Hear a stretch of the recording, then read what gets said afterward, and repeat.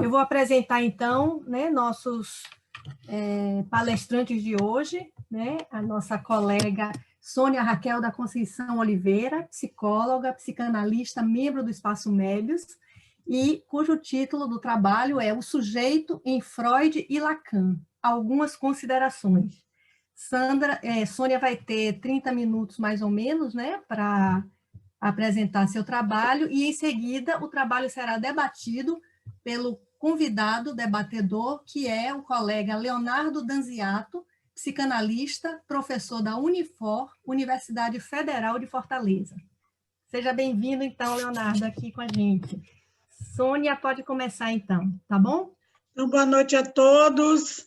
Eu quero agradecer o convite de Guaciara para participar desse fórum e agradecer a Leonardo, que aceitou meu convite, que foi feito desde um evento lá no Cariri, no Ceará, que nós participamos juntos, e a uma certa altura a gente começou a conversar questões, assim, temas muito psicanalíticos, lacanianos, e eu disse, isso aí a gente vai ter que discutir no Espaço Mébius.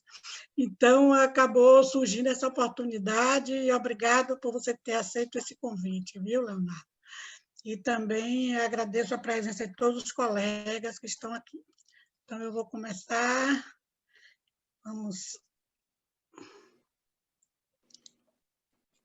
Eu vou começar por Lacan, no Seminário 24, o Lancy que sai de l'Ambevi, sai la morre. É como eu estou conseguindo ler isso. A frase de Lacan, são duas falas de Lacan que eu começo meu trabalho, entre aspas.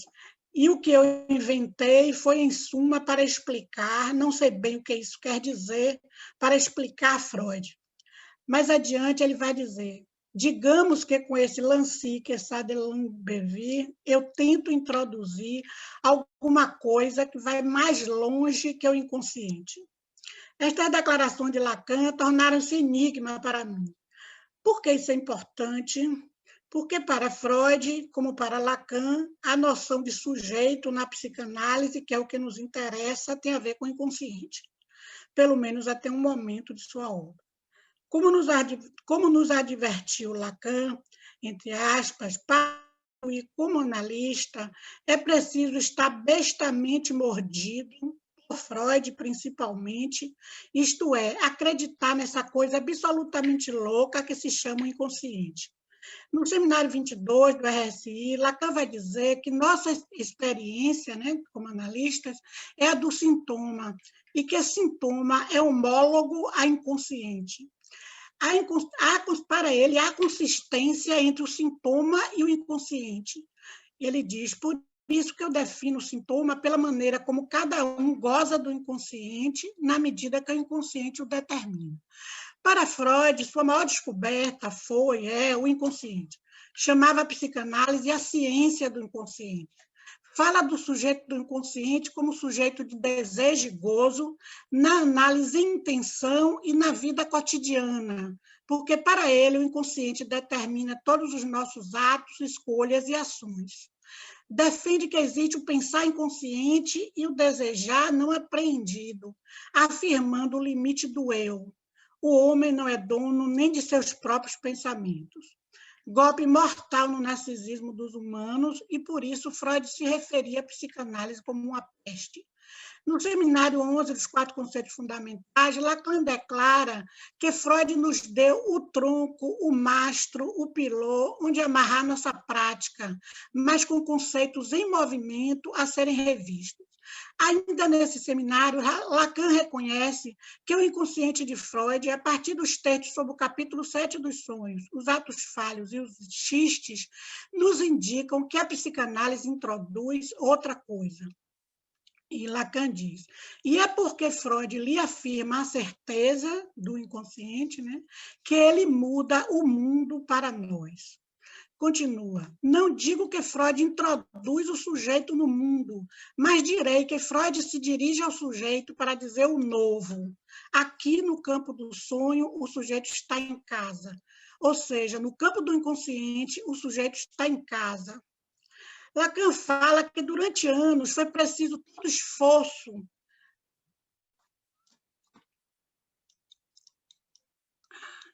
outro esforço para revalorizar, aos olhos dos psicanalistas da IPA, na época, esse instrumento, a fala, para lhe devolver sua dignidade, explicando que o traço diferencial da histérica é precisamente este, é no movimento de falar que a histérica constitui seu desejo, entre aspas. E foi por essa porta que Freud nos mostrou a relação do desejo com a linguagem, e por aí o inconsciente e seus mecanismos de funcionamento, nos dando instrumentos para a prática analítica. E eu digo de cada um analista, né? Inaugurando a própria psicanálise a partir da criação da regra fundamental da associação livre, que vale até hoje. No seminário 17, Lacan fala num discurso sem palavras.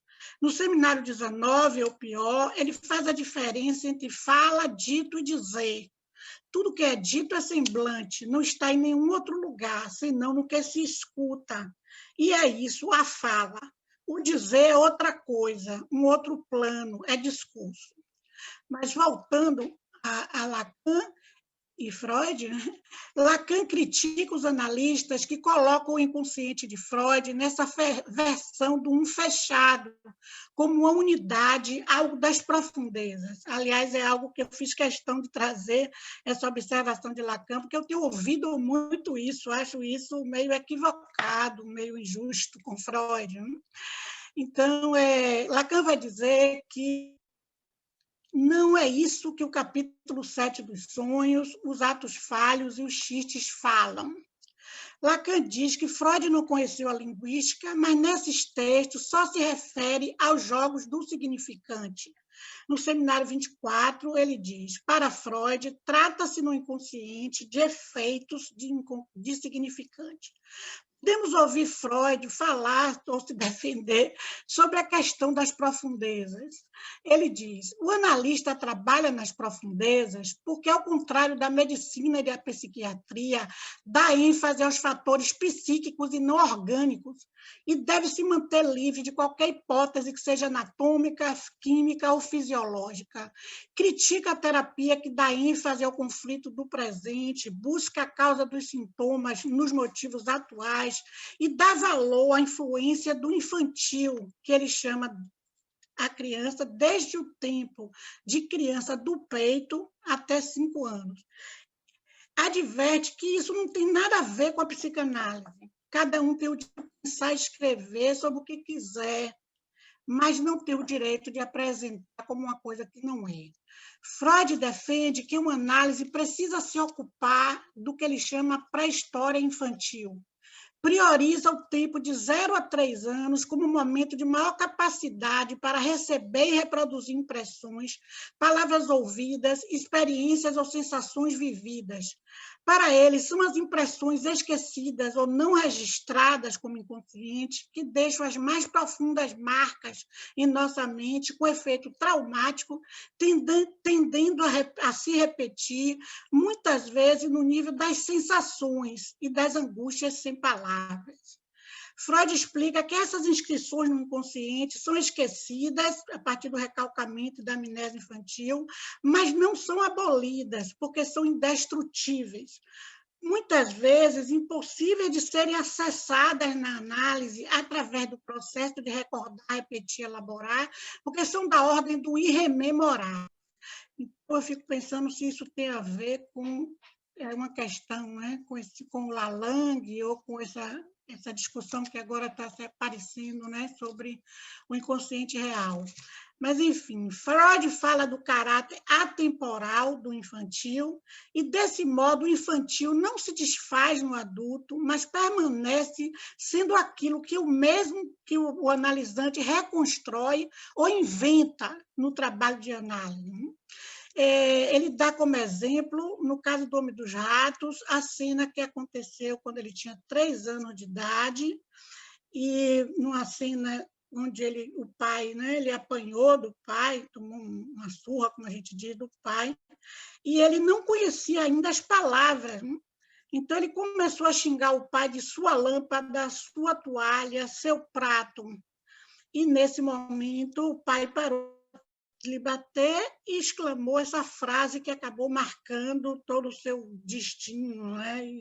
E, e que Freud relaciona com o que ele repete e que está nesse conteúdo do sintoma. A frase é: esse menino vai ser um grande homem ou um grande criminoso, né? E o Homem dos Ratos ficou com essa parte do criminoso. No texto dos xistes, Freud vai dizer que o infantil é a fonte do inconsciente. Ao fazer um xiste,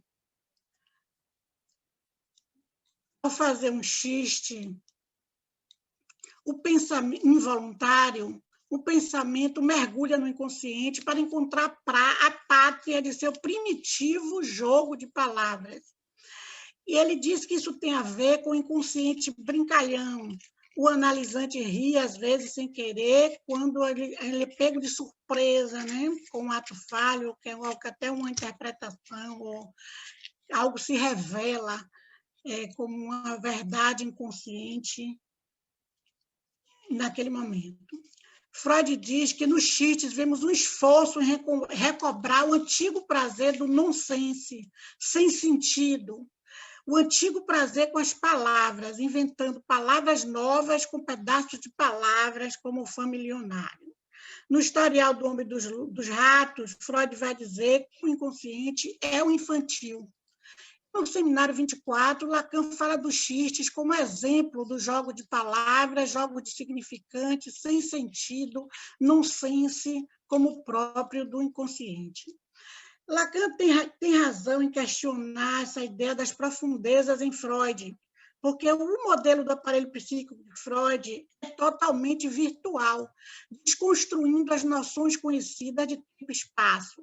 No capítulo 7 dos Sonhos, ele vai trazer essa expressão que foi traduzida como après-coup, né, pelos franceses, ou só depois.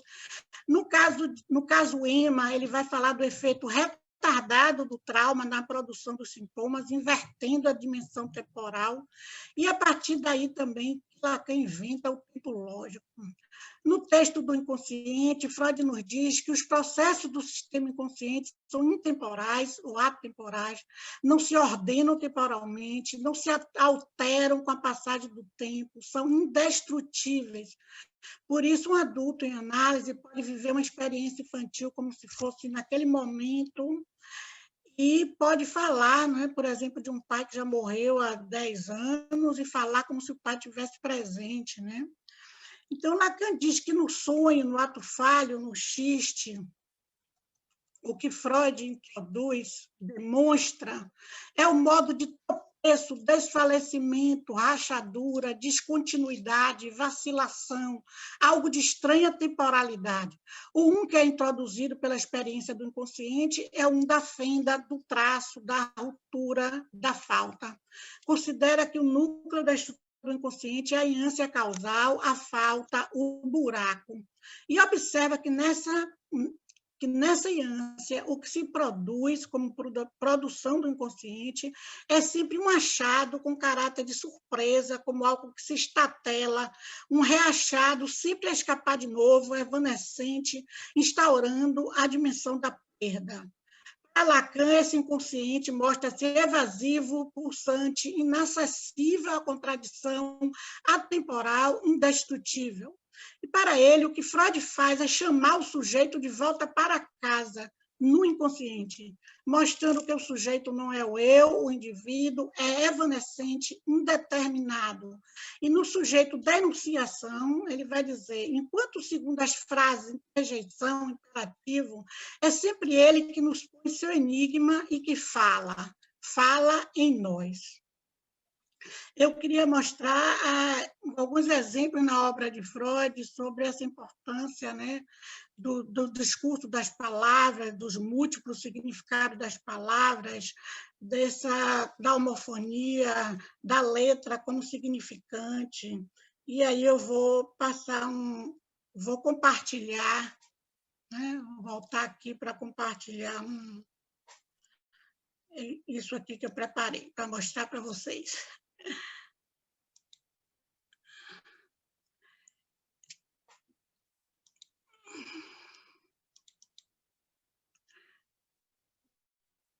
nesse primeiro... Então, os exemplos são, no caso dos sonhos, o caso da injeção de Irma com a palavra trimetilamina. No sintoma do homem dos ratos, todo jogo com as palavras ratem, ratem, spiuratem, iratem, né? Que Freud vai fazer esse trabalho brilhante, né? Inclusive com a troca de letras. No caso Signorelli, que pode ser lido, normalmente foi lido com a questão da imagem, né? Das imagens, das últimas coisas, do juízo final. Isso aqui é como se fosse uma prática, né? de leitura, né? Porque o que aparece aqui são palavras, são letras, são pedaços de palavras, né? Bó, bó, bó, e isso que a gente já conhece. Um trabalho muito interessante é o trabalho que Harari faz, né? Com o Signorelli, com Freud, a partir dessa identificação com o nome Luca Signorelli.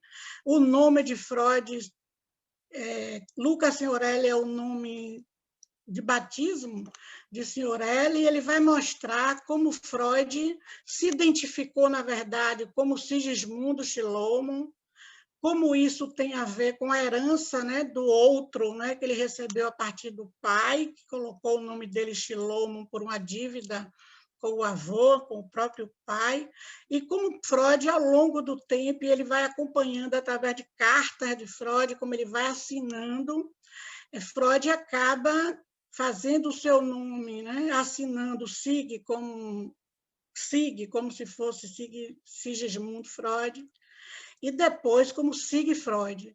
Então, a gente pode saber que Freud, como um analisante, né, nesse trabalho com o nome próprio, e que Lacan vai relacionar com o nome próprio mesmo, ele acaba se fazendo a partir desse trabalho que ele vai fazer com as palavras, com os pedaços de palavra, tirando o is, e se constituindo, fazendo o seu nome, Sigmund Freud. São exemplos que eu queria trazer assim rapidinho. Vou continuar lendo o texto.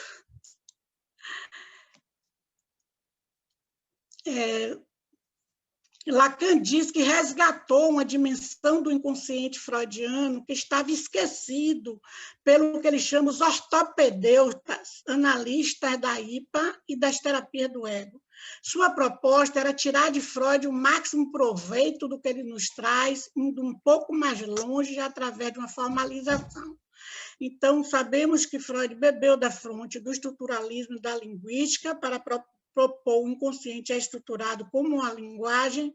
Eu não vou trabalhar isso aqui, porque ele, assim, trabalhou muito bem no último fórum e eu preciso seguir até onde eu estou querendo. Então, Lígia Victora, né?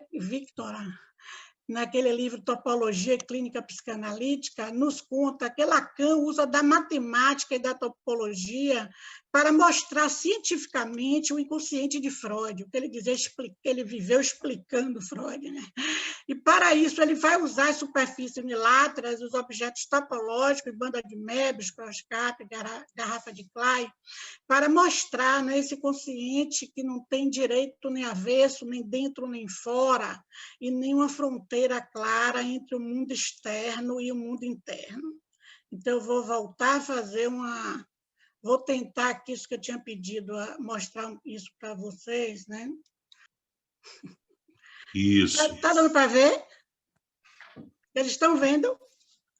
Então, sim, estão vendo, Sônia. Eu só queria mostrar rapidamente essa imagem da banda de Möbius com esse movimento aí, que é onde ele vai mostrar isso. Então, voltando ao texto, agora vamos para o seminário 24.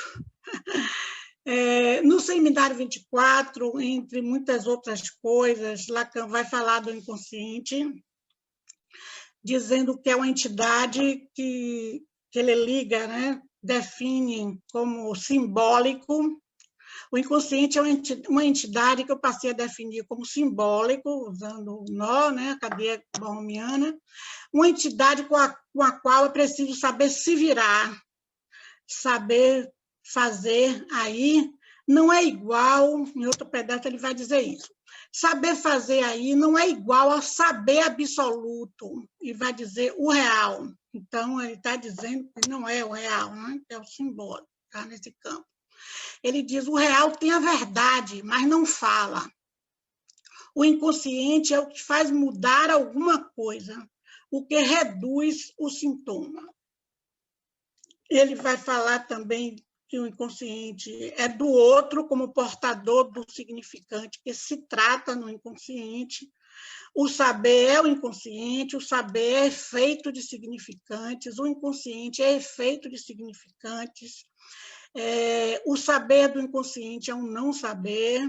O inconsciente é como um equívoco, quer dizer obstáculo, tropeço, deslizamento de palavra a palavra.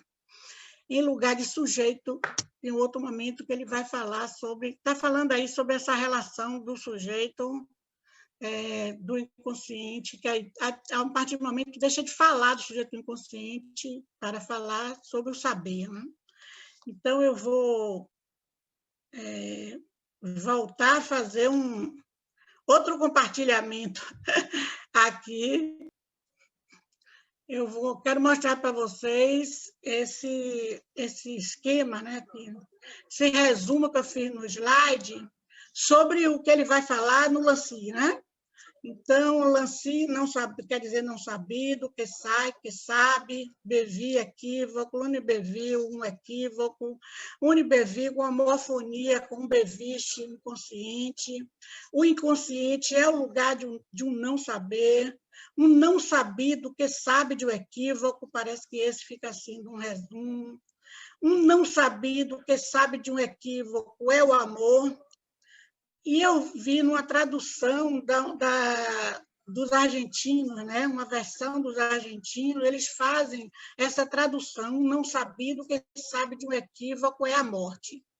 Então, para mim foi um momento novo, porque, inclusive, quando eu li isso aqui a primeira vez, quase como um xixi, eu li Lancy, que sai, bevi, sala morre. Aí eu falei, quem souber morre, né? Se fosse na Bahia, se fosse no dialeto baiano, e aí achei interessante encontrar, né, essa tradução, que é até uma tradução que até que Aurélio deixou lá no Mébius, dos argentinos, e eu achei interessante essa tradução que eles fazem com essa novidade, trazendo a morte, né?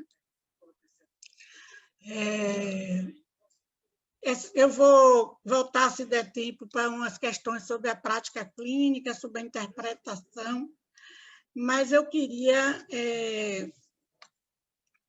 Vou falar do que... Vou tentar chegar aqui...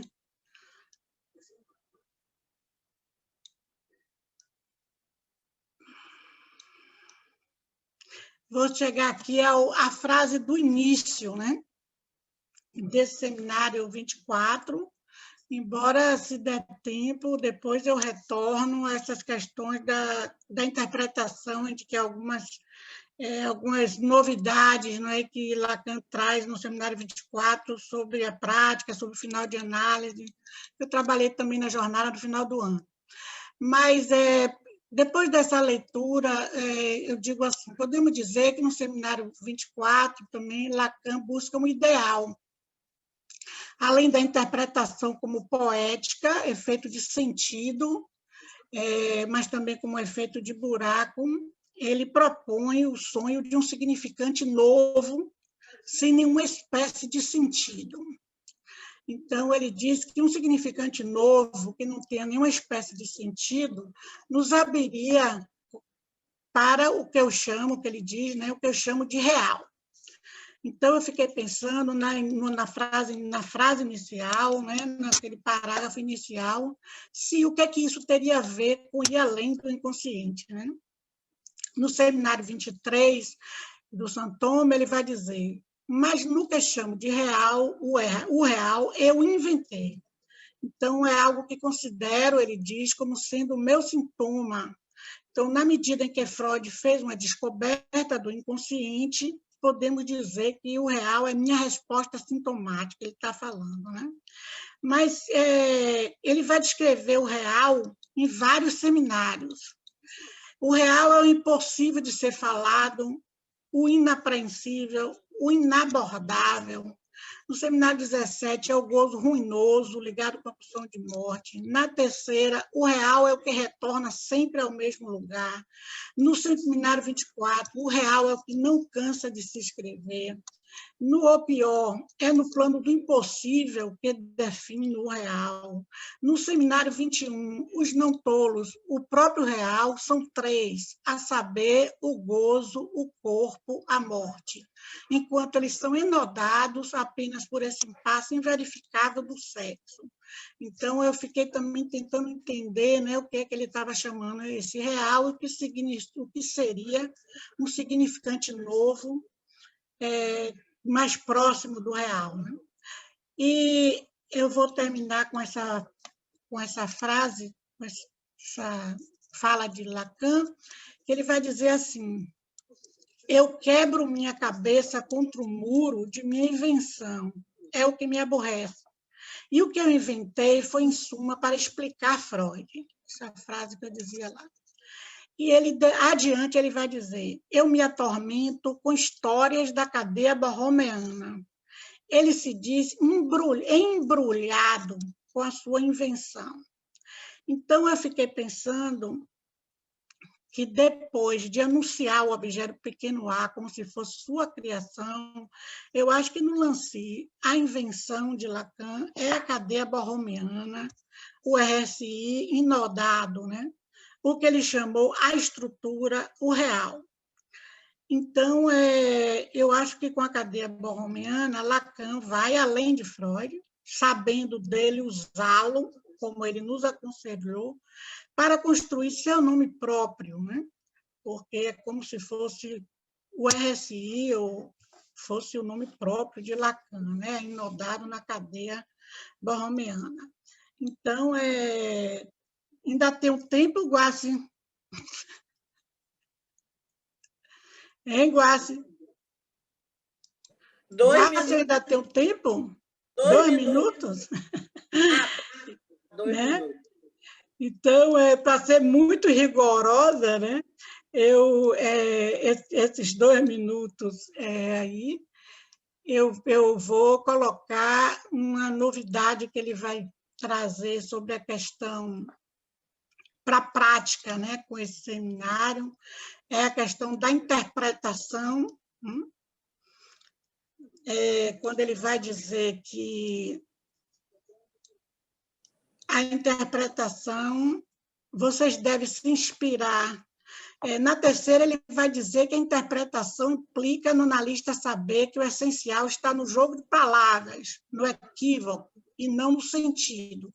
Deve visar no jogo da letra, como real. Como a língua pode se precipitar na letra e não no sentido.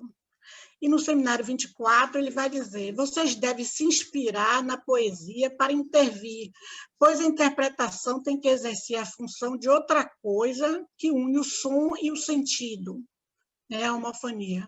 E é na medida que a interpretação justa extingue um sintoma que a verdade se especifica como sendo poética. Então, essa é uma das novidades assim, que ele vai trazer, assim como ele vai propor, né, como um final de análise,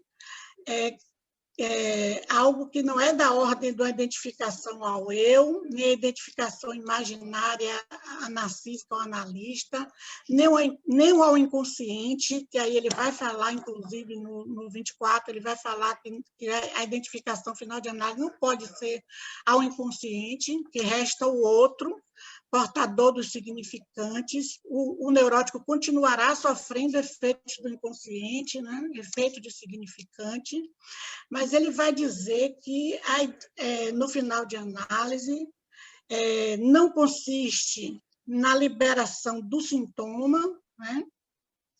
trata-se de descobrir como se está emaranhado, embaraçado nisso, no sintoma, né?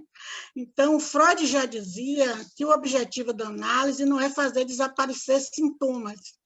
Ele diz que um sintoma pode ser a melhor forma de apaziguar um conflito, às vezes a forma mais conveniente, inócua e socialmente aceita.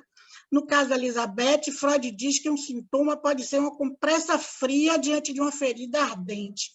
E no mal-estar da civilização, ele diz que o sintoma pode ser o mais suave resultado possível perante o sofrimento, diante das misérias inevitáveis do mundo.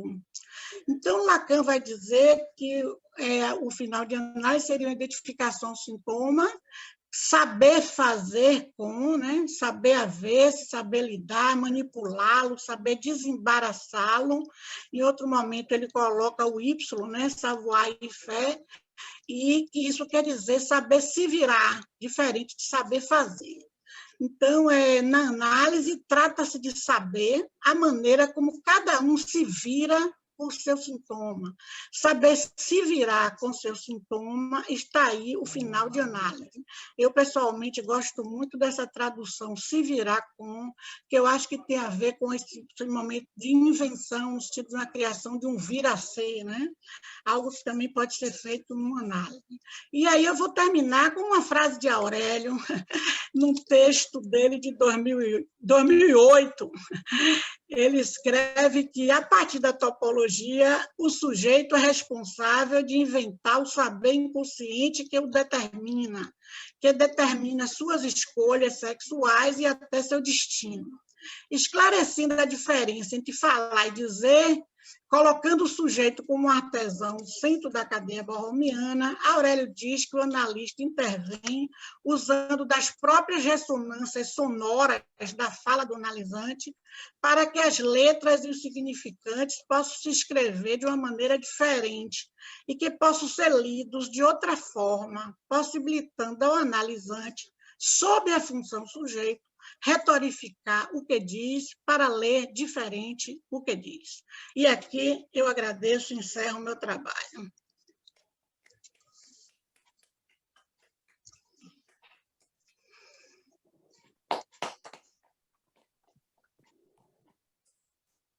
Obrigada, Sônia Raquel. Gostaria de passar a palavra agora para Leonardo Danziato, e é o nosso caro colega, parceiro, que está em Fortaleza, que vai compartilhar conosco dessa palestra de Sônia. Pode começar, Leonardo. Bom, boa noite a todas, boa noite a todos. Queria primeiro parabenizar a Sônia pelo trabalho, agradecer o convite de Sônia e dos colegas do Espaço Mébius, que já frequentam aqui o Mébius há algum tempo, né? E já trabalhamos juntos. E, ultimamente, depois da dissolução da instituição que eu fazia parte, tenho frequentado um pouco mais as atividades do Mébius. Então, queria agradecer também essa possibilidade de interlocução com todos vocês. Bom, eu fiz aqui, na verdade, escrevi também, né? Mas escrevi só 3 páginas, não se preocupem, não vou me alongar. A partir do texto que Sônia me enviou, me suscitou, o texto da Sônia, ele abre uma série de questões muito importantes e muito cruciais, né, para a psicanálise, e, obviamente, que eu não vou tentar dar conta dessas questões, eu vou apenas fazer um comentário nessas 3 páginas sobre como eu entendo algumas questões que Sônia abriu aí no texto dela. Tá? Esse seminário, eu acho que tem uma referência aí fundamental que Sônia faz ao seminário 24. É um seminário muito difícil. Eu trabalhei com ele em 19, então já faz um certo tempo que eu trabalhei com ele, Então, fica aquelas coisas das nossas leituras de Lacan, né? Ficam mais dúvidas do que propriamente certezas. Ficam mais questões abertas do que fechadas. Mas, enfim, como eu só tenho 10 minutos, eu vou aproveitar para ler, porque as 3 páginas talvez sejam mais rápidas. Eu vou tentar comentar, se eu estiver me demorando muito, vocês me avisem, por favor. Né? Bom, como o texto da Sônia faz um aparato aí do desenvolvimento que Lacan faz do inconsciente, né? Isso me suscitou a seguinte questão, de que eu acho, isso é uma leitura minha, né? De que Lacan operou 2 desconstruções da psicanálise. A primeira, quando do seu retorno a Freud, estabelecendo a base de uma psicanálise que não se dirigia pelo funcionalismo adaptativista americano do ego, e renovando os conceitos a partir de outros referenciais epistemológicos, como que Sônia já falou, né? A linguística, uma outra filosofia, o estruturalismo e etc. A palavra desconstrução talvez não seja mais feliz, mas não me veio uma outra, porque a desconstrução aqui, obviamente, não tem o sentido de um jogar fora os conceitos anteriores, né? Mas acho que ele faz, no mínimo, uma renovação, mas eu também considero que é alguma coisa que é muito mais do que uma renovação, né? É uma criação, uma inovação, que implica também uma desconstrução, mas reconheço que desconstrução não é a melhor palavra.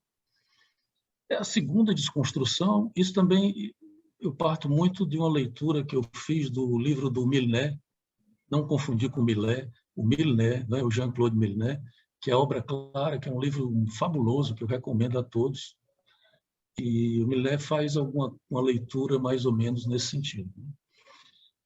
E a segunda desconstrução é quando do evento que foi a descoberta por Lacan da cadeia borromeana.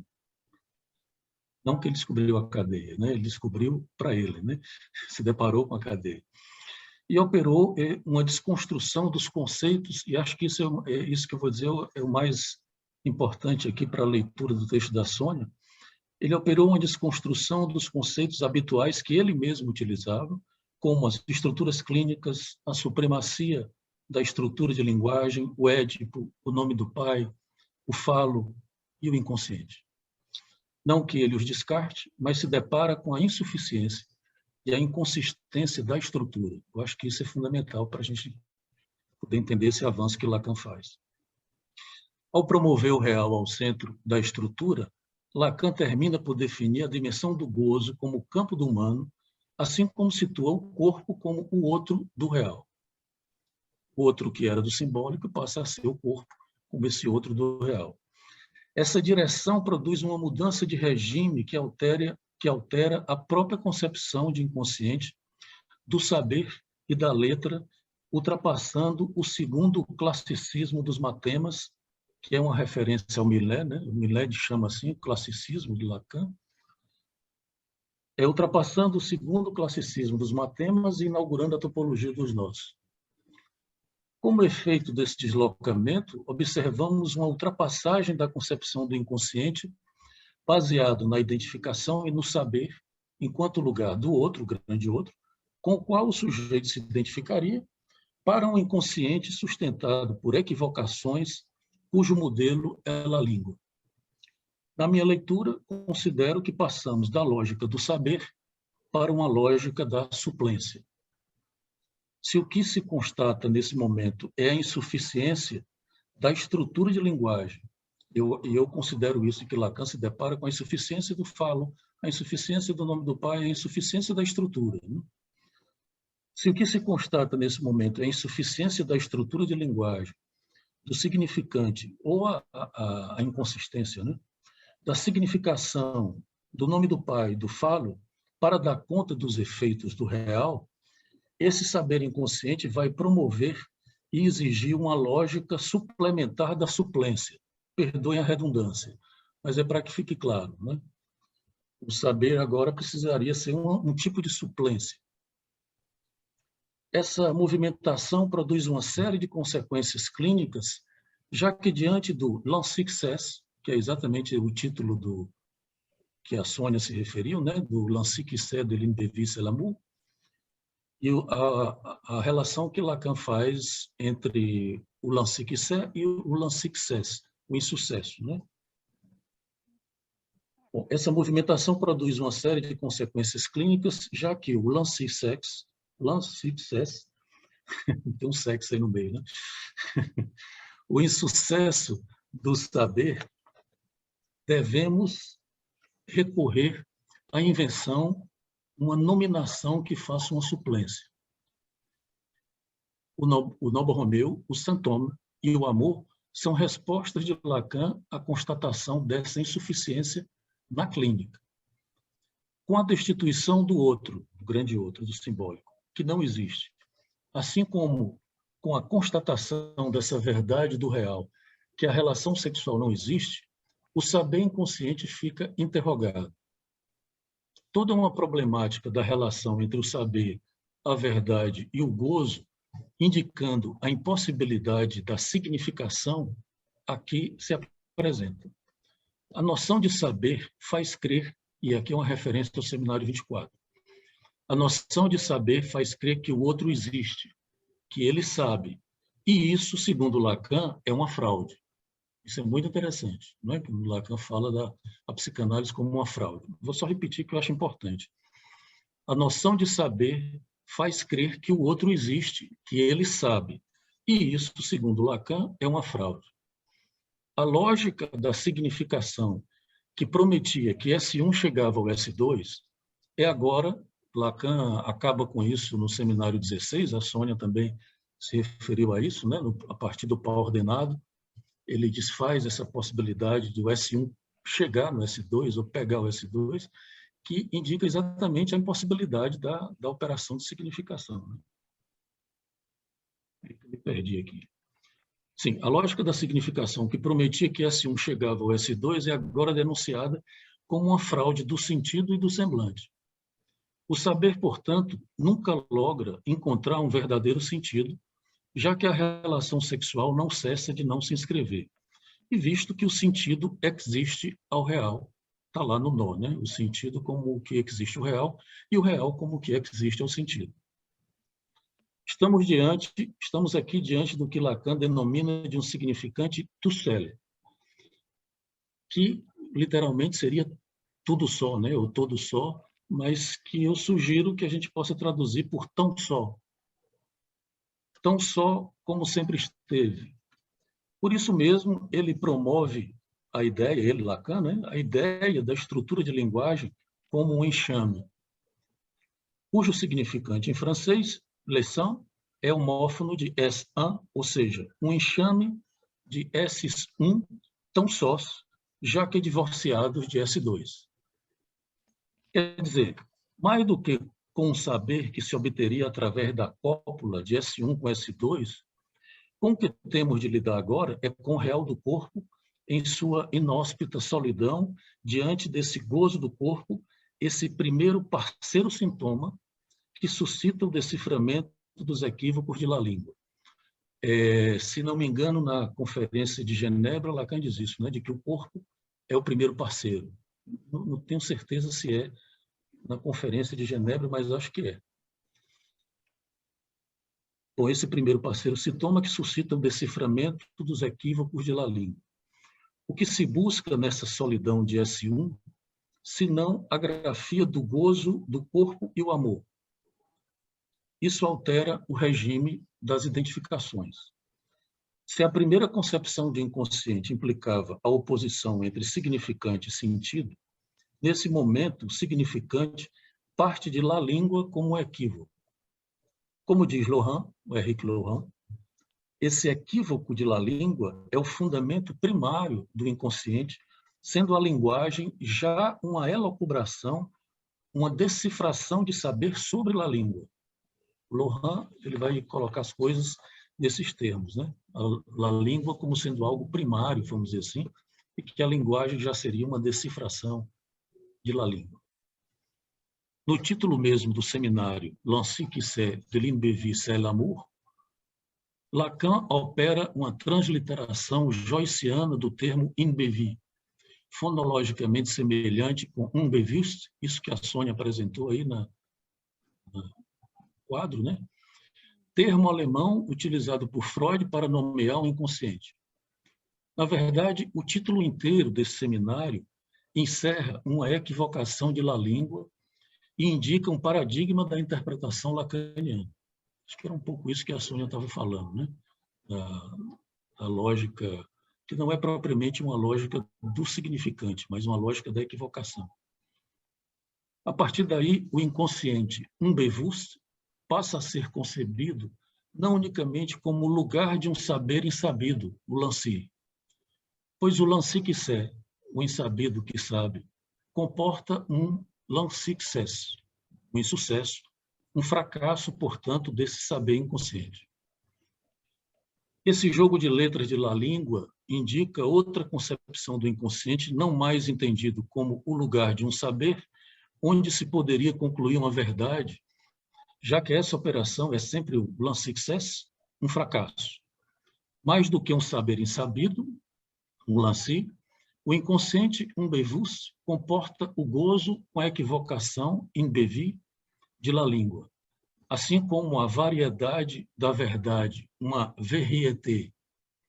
Lacan opera uma contração de vérité com variété para produzir um novo significante, a vérité, que podíamos traduzir, uma tradução muito ruim, né, que seria veridade, né? A identificação ao sintoma, portanto, é mais uma volta que o Parletre opera para inventar uma nominação, uma suplência e um saber aí fazer com o buraco onde ele mesmo habita. Essa identificação ao sintoma é uma identificação ao real do sintoma, né? A invenção do sintoma, não sintoma, a invenção do sintoma é o fio que vai atravessar o buraco do Triskel, comprovando sua existência e inodando através das três identificações o real, o simbólico e o imaginário. Esse parágrafo aqui eu tirei de um trabalho que eu escrevi sobre as três identificações, que eu acho muito curioso que o Lacan volte à problemática das identificações, né, do Freud, essa problemática antiga, né, entre aspas, tanto no RSI como no Seminário 24. Né? No Lancy ele vai falar exatamente das identificações a partir do reviramento do toro. Através da operação de identificação ao real, ao simbólico e ao imaginário do outro real, que é o que ele propõe no fim do RSI e retoma no 24, né? O Parletre incorpora os três vazios da estrutura que Lacan formulou como seus axiomas sustentados pela lógica do não há. E aqui eu estou me referindo ao nó em trevo. Imaginem aí o nó em trevo, que eu não estou com ele aqui para apresentar, né? Observem que os campos de existência onde se localiza o sentido, o gozo do sentido, o gozo fálico e o gozo do outro, tem como interseção exatamente o ponto de coansagem do Triskel onde se situa o objeto A. Quer dizer, o objeto A ele faz buraco ao sentido, ao gozo fálico e ao outro. Esse buraco está lá e precisa ser incorporado exatamente para que o Parletre possa produzir um saber aí fazer com esse três não há. Não há relação sexual, não há outro do outro e não há sentido. E a partir daí o sujeito tem que inventar, né? Bom, gente, é isso. Eu imagino que esteja aí nos meus 10 minutos que eu trouxe para vocês para a gente comentar aí o trabalho da Sônia e abrir questões. Obrigado. Bem, Leonardo, obrigada. Gostaria de saber se Sônia quer retornar para comentar com você. Sim. Eu gostaria, Guaci, de agradecer a Leonardo. Quando eu convidei ele, eu disse a ele: Leonardo, você não precisa nem se preocupar tanto com o texto, traga o que você pensa sobre esse tema, né? E aí tem uma parte, eu quero continuar trabalhando, né, esse seminário, porque uma questão que fica é essa, que tem um momento que Lacan fala que o sujeito é dependente do grande outro, né, como o lugar dos significantes, e em outro momento ele vai dizer que o outro não existe. Então, como ficaria isso, né? E a outra coisa é que aqui eu avancei no meu trabalho, mas como ficou muito longo o meu trabalho mesmo, sobre essa questão do significante da letra, as mudanças que ele vai fazendo em relação a isso, e as mudanças em relação ao sujeito, um significante para outro significante, e o entre significantes, e uma questão que ele vai desenvolver também, porque nesse seminário Lacan trabalha muito, faz uma revisão do seminário 17, né? Em relação aos discursos. Então, ele vai questionar toda a escroqueria do sujeito pode saber, a questão da verdade, o saber como verdade no discurso do analista, comete um ato falho, né? E aí alguém corrige ele, e ele aí aproveita o ato falho dele para falar sobre esse palavra a palavra, né, o equívoco aí. Então, eu acho que são muitas questões que também eu gostaria de continuar conversando com vocês. Vou continuar esse trabalho aí, toda a parte que eu não pude apresentar aqui, trabalhar mais. E, então, eu espero que os colegas também possam falar sobre isso, porque eu acho que tem uma distinção interessante que ele vai fazer, inclusive quando ele diz que a desesperança dele, né? Se a produção no discurso do analista é S1, S1, S1, S1, então é um começo que não vai dar em nada. Mas a ideia também é que isso, como um final de análise, também tem essa possibilidade de se construir, se inventar, né, alguma coisa de um significante novo que estaria exatamente a ver com esse como se virar, o que fazer, o saber fazer, como sintoma aí. E ainda tem essas discussões sobre o inconsciente real, nessa pesquisa minha, né, o pessoal de Millet, outro Millet, trabalha muito, né, essa ideia do sintome e não do sintoma, e desse quarto aí do inconsciente que é interpretável e do inconsciente que não é interpretável, então é algo do real mesmo, né? E aí eu queria só agora mostrar aqui fazer esse compartilhamento de uma tela aqui, porque para finalizar esse tema, né? Com a cadeia borromeana, né? Então, como ele vai falar que o sintoma, né, tem a ver com o simbólico, o inconsciente pega o sintoma e tem uma parte no real, né? Então, isso é uma coisa para continuar trabalhando, né? Mas o objeto, o aqui no centro, e ainda tem essas colocações que a Aurélia vem fazendo, e que eu encontrei em algum momento Lacan falando isso, né? Como também, se for questionar essa questão da estrutura e da linguagem, vai questionar o sujeito no fantasma, né? Essa relação com o pequeno A, né? Então, vai ter uma relação diferente também, talvez por isso, em algum momento, que a Aurélia coloca aqui no centro. Mas, enfim, eu espero parar aqui no compartilhamento, escutar os colegas, que tem muitas coisas aí. Aí, outra coisa é sobre o insucesso, né? Porque faltou, eu acho que eu não sei se eu recalquei isso, talvez tenha a ver comigo, porque nessa tradução que é de Aurélio, está aqui, Aurélio Souza, é uma herança que ele deixou lá no Espaço Meb, dessa tradução do Lancy pelos argentinos, né? Eles terminam dizendo o final daquele quadro, que eu não botei no meu quadro, o fracasso, ele vai adiante, né? O não sabido que sabe do equívoco, eles dizem, né? O fracasso, faz essa tradução que você está dizendo aí, né? O fracasso de uma equivocação, e termina com o fracasso do inconsciente. Então, eu acho que eu mesma não coloquei lá no quadro, mas está aí. Então, eu queria agradecer a Sônia Raquel pela belíssima apresentação, o Danziato também pela presença e apresentação, e aos colegas que estão aqui nos prestigiando e que continuem frequentando e tragam suas questões para os próximos fóruns. Boa noite a todos, obrigada. Obrigada, Sônia.